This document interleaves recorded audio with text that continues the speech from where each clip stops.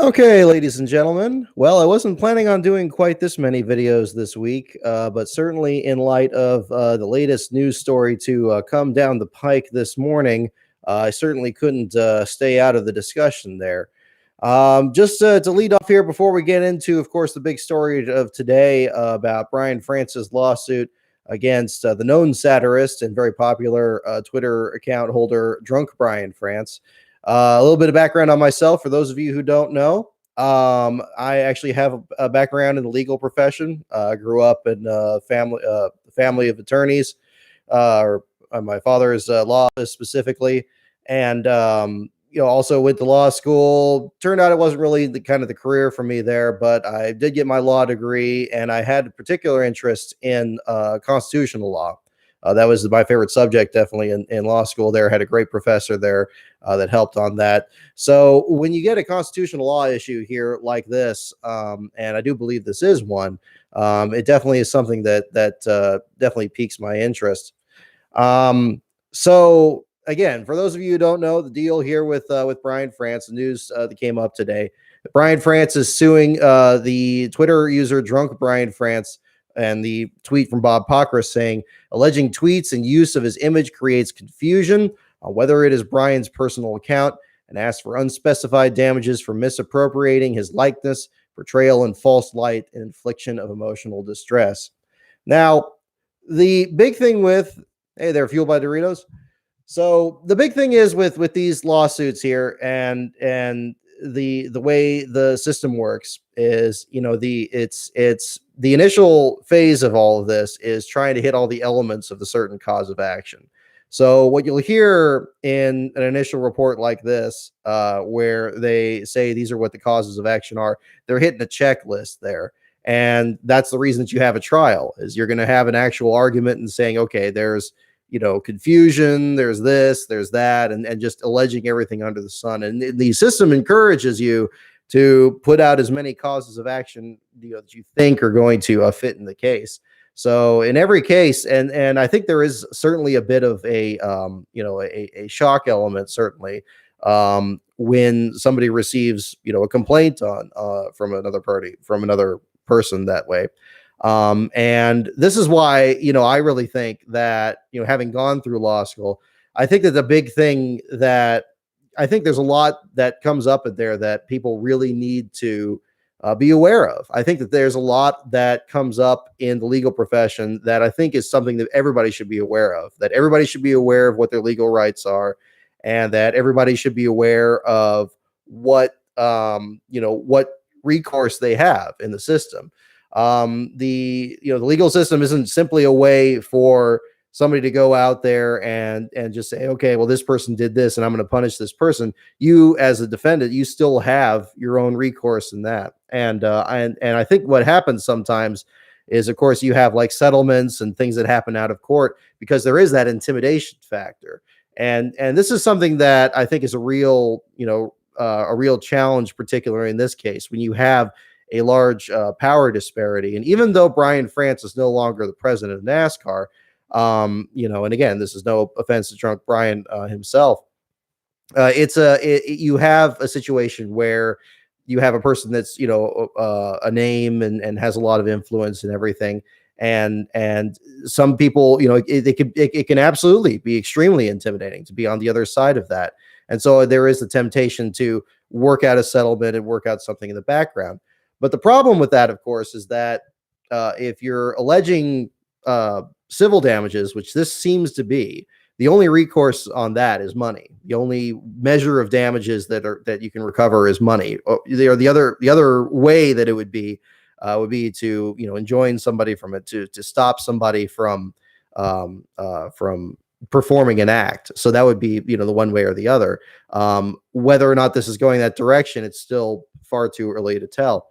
But I think that there definitely are compelling issues of the First Amendment in this case here, and I think that's where you definitely get this stretch here about creating confusion on whether it's Brian France's personal account. That's just naming certain elements that you need in a in some of these cases. If you have a situation where misappropriating your likeness, false light, defamation, these other things that come up. There's certain things that you got to hit, and that's just what is going to be all out front there. But again, I think that the problem is that sometimes you have a case like this, and maybe it seems like because it's a big name or something, it's like, oh man, he must have a point. It's like, no. You go, you want to stick in there and make sure that your side of the story is understood. And I know that there are other people. I was just seeing already just from the first few comments I've had on this, drawing comparisons to other cases where you had like South Park or things like that nature of satire and whether or not it's protected. At the end of the day, that's what really the lawsuits are for. You want it to go to trial, and you want it to be argued one way or the other. Again, I'm a bit rusty because it's been almost a decade really since I did more legal studies there. But really, it's important not to give up any of your rights, in that. I think that there is, and as long as there's enough that you can argue on the other side, I mean, that's where you would want to go forward with a legal case on that. Obviously, I think the challenge is, and I know that Drunk Brian France was posting this rather jokingly. Of course, it can be certainly expensive to prosecute a case, or rather to defend a case, rather.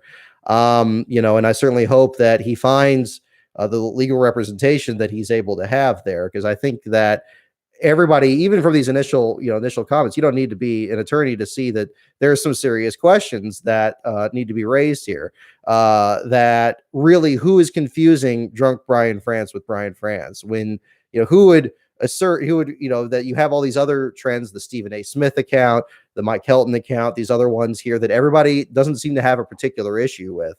That's the issue. So, I certainly hope that he can work it out there, because I think that if it's able to go to trial, of course, the other part of it is that does Brian France really want to be cross-examined on any of this? Do they want to go into the fact that maybe the reason that Drunk Brian France's name on his account isn't exactly something that's just made up out of thin air? That there are things that Brian France is known for, and there are other things that he's not known for. I think also there were also very, very good points about the fact that Brian France wasn't that involved in NASCAR, and that maybe there's an aspect of that could be used as a defense as well, that he wasn't really that present. So does that really help the case in that sense? But yes, and Fueled by Doritos, you raise a good point in here too. I think this is the thing with Drunk Brian France is not only has he created a very unique personality that's separate from Brian France, being very quiet and very to himself, seemingly very aloof at the track there when he was the president CEO of NASCAR. But Drunk Brian France has been able to break a lot of news stories here. The most recent thing talking about the air guns, he's followed up on that recently. He was one of the other people that I'd heard from that was talking about the situation with the 77 car and people parking back at Homestead there to help the 27 car out. He was one that was talking about that. These are just a few examples on that. But yeah, I mean, it opens a whole, the reason that this is, I think, a really critical issue though, is that in each one of these cases, no two of them are the same. I mean, okay, a situation on Twitter is going to be very different from a situation on TV where you have to go through the FCC, you got to go through these other things. And with Twitter, you got like the terms of service are involved.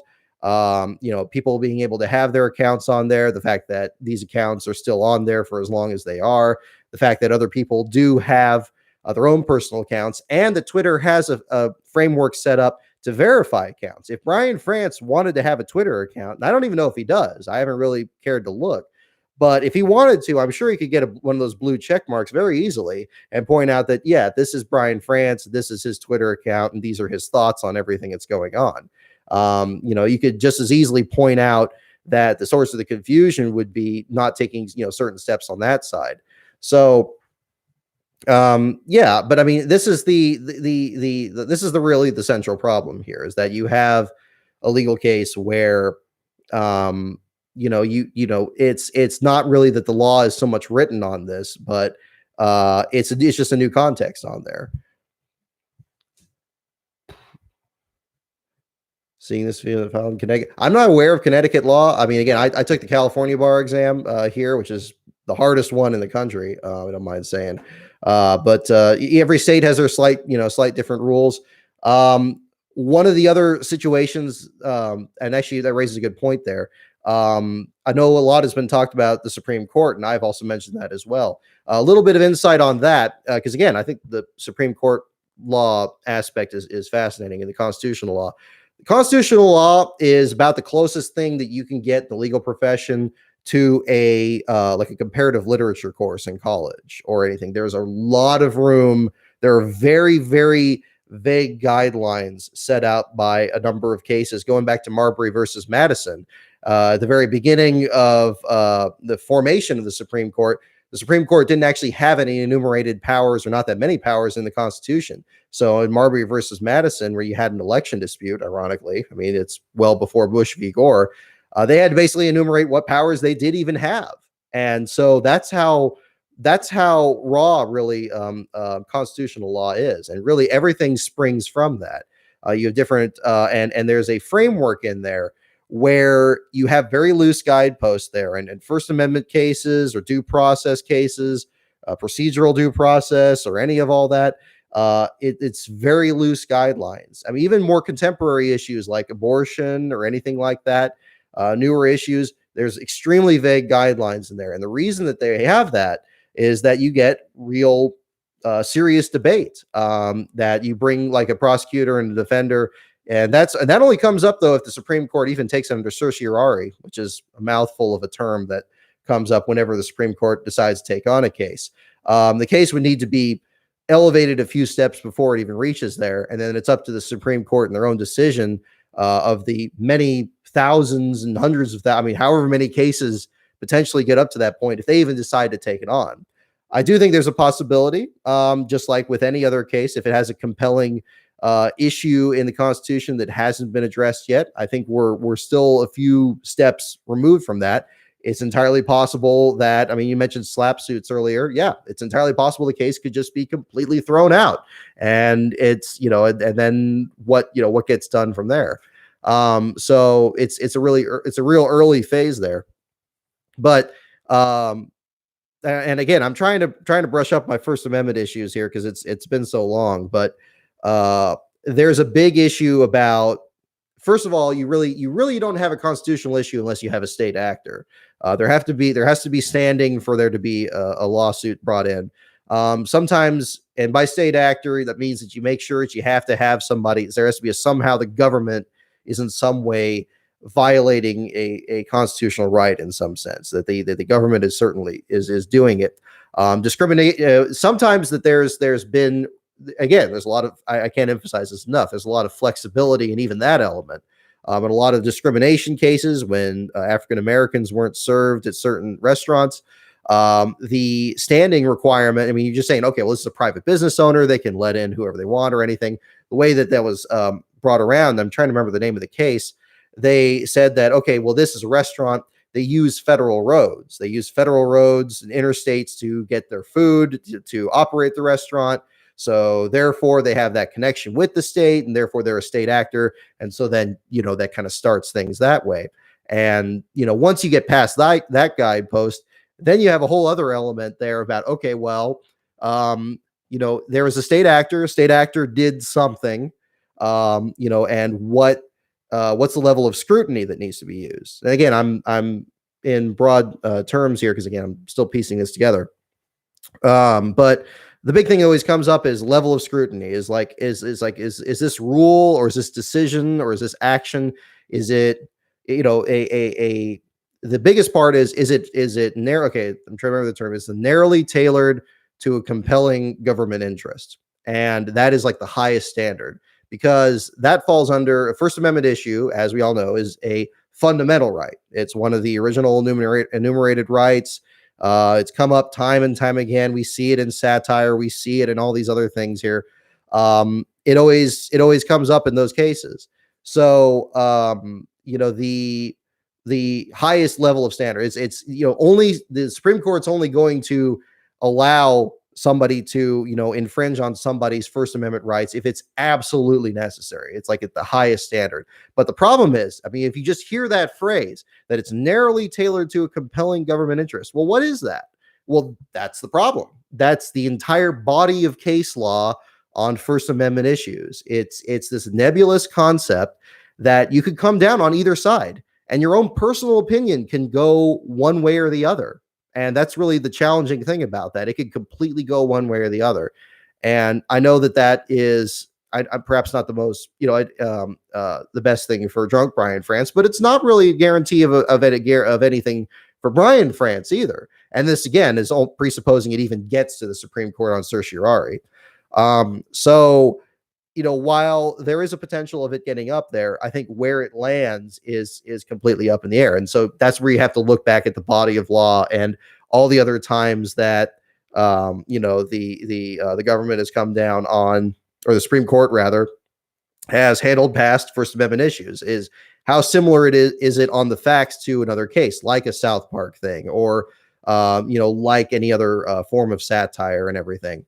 And but I do think that there is a potential, because Twitter is such a new format, and I don't know how much friction there has been between independent Twitter users and public figures in other forms. Because I don't know if it's been that big of a thing from other formats outside of NASCAR. I don't know if this is the first case of its kind. That would be something that the attorney involved would certainly look at. And try to find a case that's on all fours and then argue it from there. Okay, yeah, they don't hand out blue check marks anymore. I'm seeing that comment there, Petty Spicer. Yeah, I mean, I don't know the process on that, but I mean, they still have people that have blue check mark accounts. I mean, there's still a protocol where you can go through it and earn one. Is that correct? That I'm not sure of. I haven't even tried doing the process, but I know that there's still accounts out there that have the blue check marks, and Bob Pockrass's, for example, has one. So it's clear they haven't gotten rid of the format. You used to be able to apply, and you can't anymore. Okay, well then that'd be interesting to find out. Yeah, what even the process is. But yeah, but again, okay, so there you go. See, that's the thing. That's these are the kind of questions that would need to be addressed at the trial stage, and they may even come up even earlier in the case when it starts off, if it doesn't get thrown out immediately. And again, that is always a possibility. We're just at the phase now where we have the complaint. The complaint's been sent out by Brian France. They're waiting for a response. Is there going to be a settlement, or are they going to go forward with the trial? A lot of other steps that go in the process there. But I think that the most important thing I think that I really want to hammer home in this is that when the legal process is there for both sides, and there's a lot in the law that can protect you as much as it could be used as a plaintiff against somebody else. And I think that, and I made a comparison to the Harbowl situation back in was it 2012, that there was somebody out there that I guess was the first to coin Harbowl, got the copyright on it or the trademark or whatever it was, and was selling merchandise and everything like that and making a big thing out of it. And then, of course, you had the Super Bowl with the Harbaugh brothers competing against each other. And then the NFL goes in and says, okay, well, wait a minute, this is our thing, we're going to do that. And it's like, okay, ultimately something was done where, the NFL was able to exert their will and be able to just push them aside and get to use the thing and, just keep going there. There's a couple of different, schools of thought on that. In the internet context, you hear about cyber squatting, when there's a situation where you have a brand out there and they want to get their own website, but then somebody else is using that brand name, for example. This happened actually with Zippo lighters years ago. There was a Zippo back in the start of the internet when everybody could just get whatever .com they wanted. You used to have there was an independent news site that wanted to call itself Zippo News. And so they got the Zippo.com website.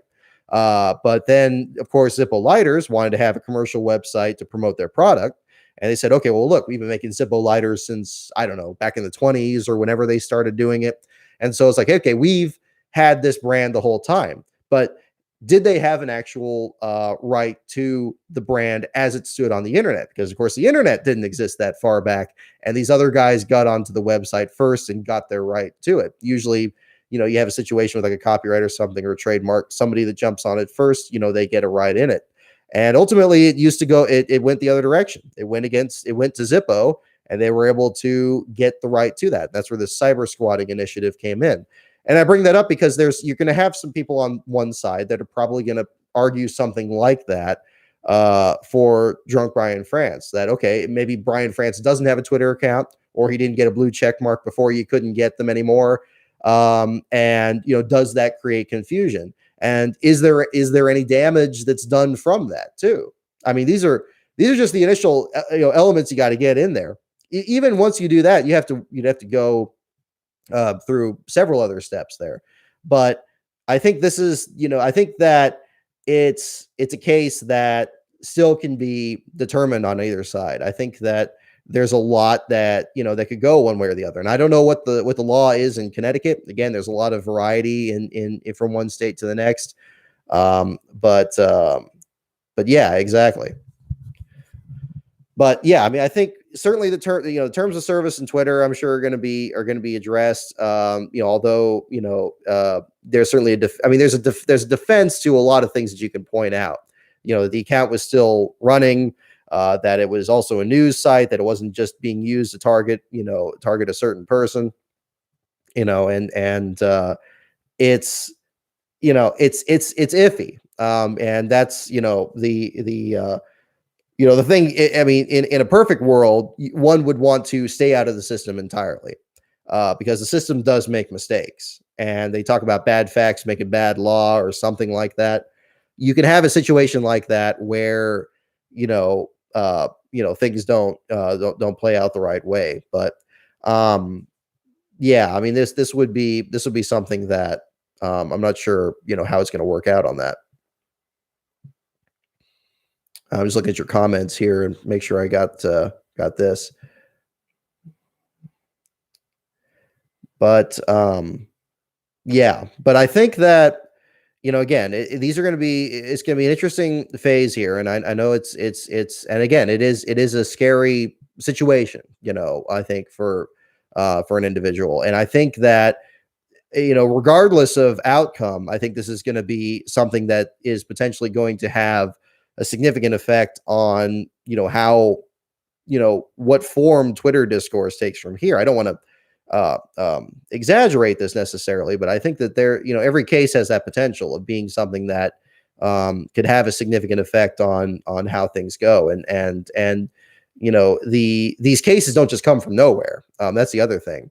It's not the same. The legal system, especially in the Supreme Court, it's not a system where they just kind of casually think about laws and new things that want to come up. That's a legislative function. That would be, going to Congress, your local congressman, or federal, Congress in Washington, D.C.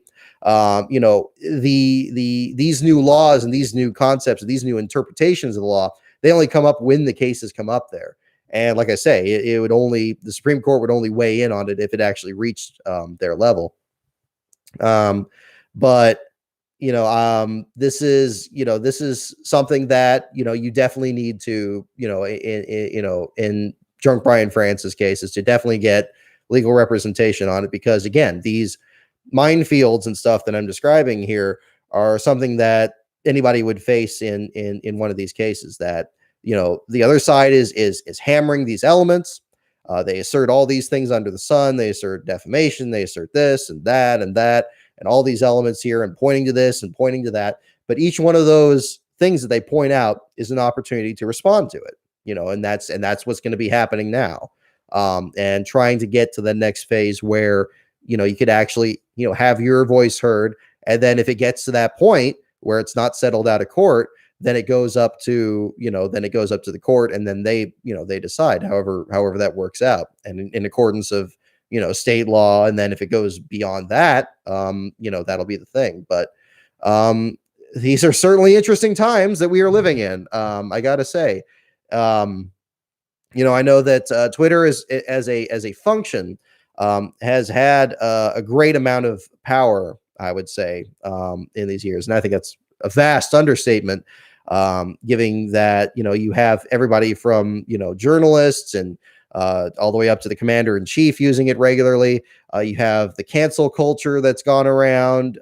You have people referencing old tweets and, issue after issue after issue. I'm painting in really broad strokes here, but it does raise the question about, like, yeah, how much law has actually been put on the books about Twitter specifically and about its use or misuse or whatever people believe one or the other is.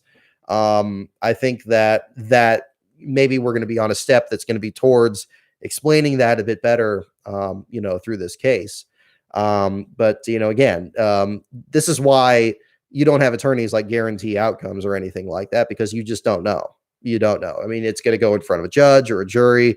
You got discovery, you got cross-examination, you got redirect, you got all these other things that happen along the way. And that's if it doesn't get thrown out to begin with. And I know I keep hammering that, but I think in this process, it's important not to get too far ahead of it. I know we've looked all the way up to the Supreme Court, but this is presupposing other things happen in that chain of events here, because every case has that potential, and we don't know how the outcome is going to be. So that's pretty much all I have on my thoughts on it right here. If you guys have any other questions on this or anything that I could bring to bear on this, again, I found myself kind of dusting off my earlier thoughts of back in law school from back then. On a personal level, I just don't like seeing these situations where you have somebody that is just the big guy beating up on a smaller guy, and how much of a threat really is this person on Twitter that's a parody account. How much more of a threat is that than Dave Portnoy having shirts printed with the commissioner of football with a big clown nose on it? How different is it from other cases like that? And and then really there's Dave Moody raised an interesting issue, and I think it was a good distinction rather than a comparison, about issues where somebody would impersonate somebody on Twitter. And I'm sure that Brian France is trying to assert that we're in this very kind of thing, because he's saying that the existence of the Drunk Brian France account confuses things with his personality. I don't think that fits in the same way. I think that, and again, this is very similar to how you would argue it in court. If you have something like Dave Moody experienced, where apparently somebody else impersonated him, did a bunch of like real, crazy tweets out there, and then getting Moody in trouble with his boss. I mean, that's a whole other form of harassment. If you're impersonating some other person out there and you're trying to get them in trouble and you're trying to do this and all that, certainly Drunk Brian France has done, has made posts that, are making fun of Brian France, but Brian France is also a public figure. And there are certain protections that are different when you're a public figure versus a private citizen. And Dave Moody having different protections versus one or the other. But I think even independent of both Moody and Brian France being public figures, it's very different when you have somebody that's impersonating you and then causing actual damages and causing, real problems with your employer, real problems with your business, with your profile. And as I mentioned on Twitter, when you're a media member, your identity, your word, your trustworthiness is all you have. And once you lose that, if somebody out there is like impersonating you and getting you into some trouble and all that, that could have some real serious negative effects on your ability to get credentialed for events, your ability to get exposure out there. And I know myself and Dave Moody, I mean, we don't really see eye to eye on everything there, but that's a whole other ball of wax. That's something that I wouldn't wish on anybody. But is that something that what's going on with Drunk Brian France, or is that something that's going on with all this? I don't think so. I think most people that follow Drunk Brian France's account are pretty sure that Brian France is not the one tweeting it, that they know that if Brian France were tweeting it, he wouldn't call the account Drunk Brian France and put a picture of his mugshot from that Watkins Glen weekend on there. Pretty sure that they know that that's not the case. That's the thing.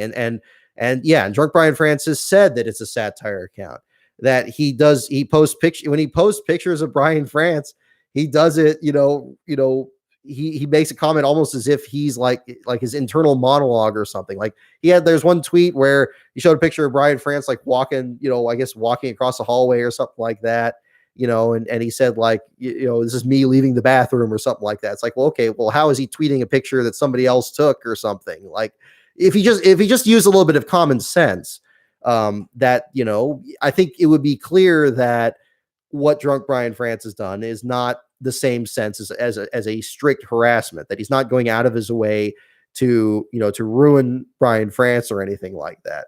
I mean, Brian France, to be perfectly frank, Brian France has had plenty enough things in his professional career that have made himself look bad, that he didn't need Drunk Brian France's help on. This is not to say that he's deserving of what Drunk Brian France did. Don't get me wrong on that. But I think that I almost sense from the fact that this case is coming out now, while NASCAR is improving with its new body out there and all that, it's almost like trying to draw a connection there as to why he got ousted in NASCAR or something like that. That had nothing to do with Drunk Brian France, or at least not not in a significant degree. And I don't want to get into all the tabloid stuff about all that, because unfortunately for Brian France himself, if this goes to trial, that stuff's going to come out. You better believe it's going to, and that is going to have an effect on the case. I'll tell you. It's not going to guarantee one thing or the else, but yeah, in terms of his interactions in the sport, in terms of anything happening outside the track, and there's a lot of rumor and stuff like that, so that's got to get boiled down. But these are very public things. I was in Watkins Glen when that one other story there broke on that. Yeah, so I'm not sure exactly what the deal is on that, but that's a big thing. Patty Spicer, I'm just seeing your comment here, mentioning the Electronic Frontier Foundation. I don't know about that group exactly, but yeah, if that's their bailiwick about fighting for online rights, I don't know anything about it, so I can't personally endorse it because I've never worked with them or anything. But it sounds very good. It sounds like something that would fit into this very well, and I'm certainly going to look it up myself, because my goodness. I think the big thing that we all need to take away from this here is, regardless of your approach to the sport, we're all, very much like the cancel culture thing and everything else. This is something that could potentially affect any of us who make our bones on the internet and, try to do, things that we can, especially with things like NASCAR that are ongoing things that have their own media core and things of that nature. It's going to be really significant in the days and weeks ahead. So, these are the challenges. These are the challenges. And again, it's interesting that it's further interesting that this comes up. And somebody else mentioned this. I think it's came up a couple times actually. That this comes up after all the media kerfluffles that we had last week, the Jim Utter deal with Barstool, the Angela Ruck thing with Parker Kligerman. All these constant things. I mean, these things always seem to happen in threes. And I guess it was one way or the other that it was going to be something like this. But it's a very early stage. I know we're all, I'm speculating too here as to where this exactly is heading. It looks like, more of the complaint got put up on social media. So I encourage you to take a look at that. But I think when you look at the complaint and when you hear these initial steps here, just keep in mind that everybody's just kind of setting the table at this point. It's the plaintiff's burden of proof to assert all these claims, that they got to prove it at, not beyond the reasonable doubt, because we're not talking a criminal case, at least not from what I'm understanding here, but the preponderance of the evidence, a lower standard.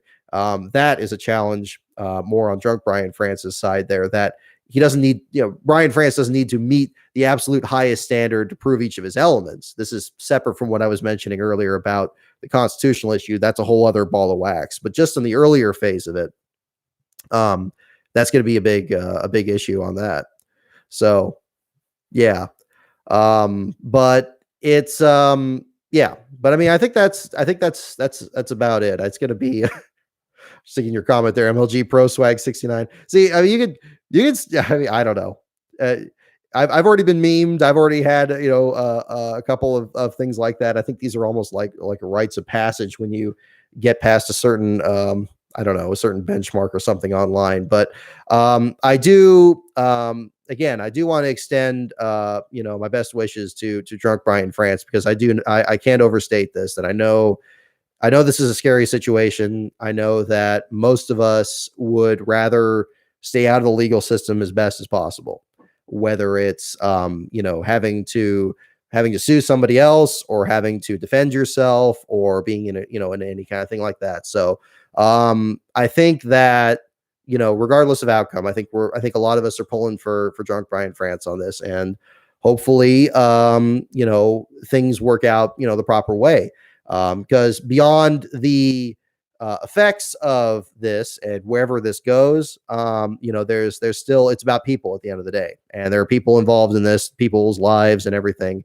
And I know that Brian France has made his claims about what he's feeling, but certainly Drunk Brian France having his name put out there on Twitter and everything like that, and all that, he's going through some stuff too. So I think that's the important thing to keep in mind. So I hope this has been helpful. I know I've kind of been rambling a bit here. Again, I'm still, but I wanted to make sure I threw in my 2 cents here. As not an attorney, I want to make very, very clear on that. Again, I'm not an attorney, but as somebody with legal experience here, I wanted to make sure that I explained whatever I could bring to bear on this, and certainly hope that however this plays out, that it certainly works out. So thank you again for tuning in. Patreon.com/LastCardOnBrock is my Patreon. At LastCardOnBrock is my Twitter, and my website, lastcard.info. Stay tuned for some more videos on this channel here at Brock Car Racing. And in the meantime, I will talk to you guys next time.